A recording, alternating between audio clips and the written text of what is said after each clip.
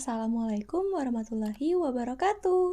Halo teman-teman semua, apa kabarnya? Semoga selalu dalam keadaan sehat ya. Perkenalkan, kami dari kelompok 1 Psikologi A 2020 Universitas Sriwijaya.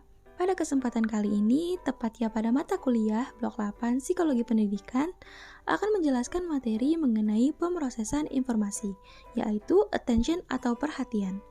Tapi sebelum kita bahas materi lebih lanjut, kayaknya nggak afdal kalau kita nggak kenalan terlebih dahulu. Karena seperti kata pepatah, tak kenal maka tak sayang. So, let's meet our team. Oke, untuk yang pertama, di sini ada Rahma Suci Alivia dan Farah Aulia Rahma. Mereka bertugas sebagai pengisi suara di dalam video. Lalu ada Aisyah Maharani dan Saisa Rinalda sebagai editor video. Juga ada Ina Wayuningsi sebagai editor PPT. Nah, untuk selanjutnya ada Tufail Ibnu Ziban dan Bianca Anisha Lestari sebagai peringkas materi. Lalu ada Tasya Valerina Putri sebagai editor video. Dan yang terakhir ada Febrina Amelia Putri sebagai editor PPT. Kayaknya teman-teman udah pada gak sabar ya mau dengerin pembahasan materi mengenai attention dalam pemrosesan informasi. Baiklah, kalau begitu, tanpa perlu berlama-lama lagi, yuk langsung aja kita masuk ke inti materi yang akan dibahas langsung oleh Farah dan Rahma Suci. Jangan lupa disimak ya teman-teman. Apakah perhatian? Apa sih perhatian itu? Perhatian adalah pemesanan sumber daya mental. Perhatian meningkatkan kognitif untuk banyak tugas seperti memukul bisbol, membaca buku, atau menambahkan nomor.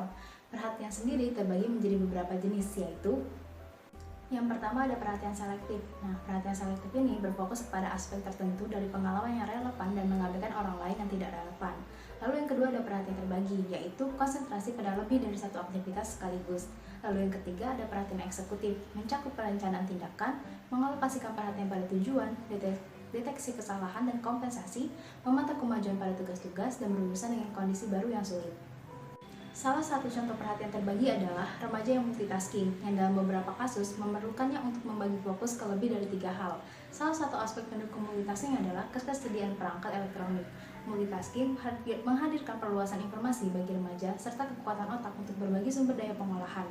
Hal ini juga dapat menjadi penyebab terganggunya pikiran remaja dari hal yang paling penting saat itu. Perhatian terus-menerus dan eksekutif merupakan aspek yang sangat penting bagi perkembangan kognitif. Hal ini bertujuan untuk mendukung para remaja saat mereka menghadapi tugas yang lebih besar, kompleks, dan membutuhkan waktu lama untuk dapat diselesaikan. Kemampuan mereka dalam mempertahankan perhatian sangat penting dalam situasi ini.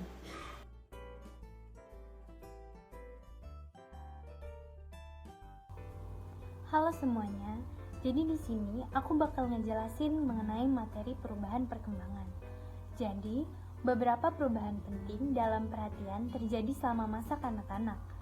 Lalu, ada satu studi kepada anak-anak yang usianya 5-7 tahun menemukan bahwa anak yang lebih tua dan anak yang lebih bersosialisasi diuntungkan sebagai sampel yang menolak intervensi dalam bersaing dan memusatkan perhatian mereka lebih baik daripada anak-anak yang lebih muda dan anak-anak yang kurang baik dalam bersosialisasi. Selanjutnya, lamanya waktu bagi anak-anak untuk dapat memperhatikan meningkat ketika usia mereka bertambah. Perhatian terus-menerus membaik dari usia 5-6 tahun ke 11-12 tahun, dan ini meningkatkan perhatian terkait dengan kinerja yang lebih baik pada tugas-tugas kognitif. Lalu, kontrol atas perhatian menunjukkan perubahan penting selama masa kanak-kanak. Perubahan perhatian ini mencerminkan pergeseran perhatian kontrol kognitif, sehingga anak kurang impulsif dan reflektif. Peningkatan kontrol kognitif selama tahun-tahun sekolah dasar terkait dengan perubahan di otak. Aktivasi terutama lebih fokus pada korteks prefrontal. Perhatian terhadap informasi yang relevan meningkat terus selama tahun-tahun sekolah dasar dan menengah. Pengolahan informasi yang tidak relevan menurun pada masa remaja. Ketika anak-anak tumbuh, kemampuan mereka untuk mengarahkan perhatian selektif dan membagi perhatian juga meningkat.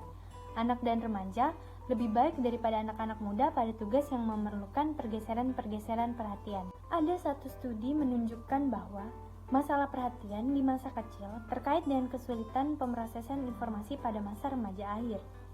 Dan studi untuk anak-anak 7-14 tahun dengan masalah perhatian, termasuk kurangnya perhatian, disorganisasi, impulsif, dan hiperaktif, mengalami kesulitan menghambat respons dan kesulitan memori kerja pada usia 17 tahun. Lalu, apa sih yang bisa dilakukan guru untuk membantu siswa memfokuskan perhatian mereka di kelas? Pertama, untuk anak usia dini, dapat dibantu dengan menggunakan lagu atau instrumen untuk transisi dari waktu bermain ke waktu bekerja. Ketika materi diperkenalkan, nama anak-anak dipanggil dan diberikan pertanyaan, sehingga melibatkan mereka dengan item yang baru diperkenalkan. Selain itu, menggunakan gerakan fisik berlebihan dan mengambil suara dari karakter dalam buku juga dapat dilakukan untuk menjaga anak-anak termotivasi dan mendengarkan. Lalu, untuk anak sekolah dasar, kelas 5, salah satu strategi yang membuat anak kelas 45 terfokus adalah dengan masuk ke peran. Selanjutnya, untuk sekolah menengah, kelas 6-8, siswa dapat tetap fokus ketika guru membiarkan mereka mengajarkan satu sama lain, yaitu membiarkan mereka bergiliran memainkan peran guru.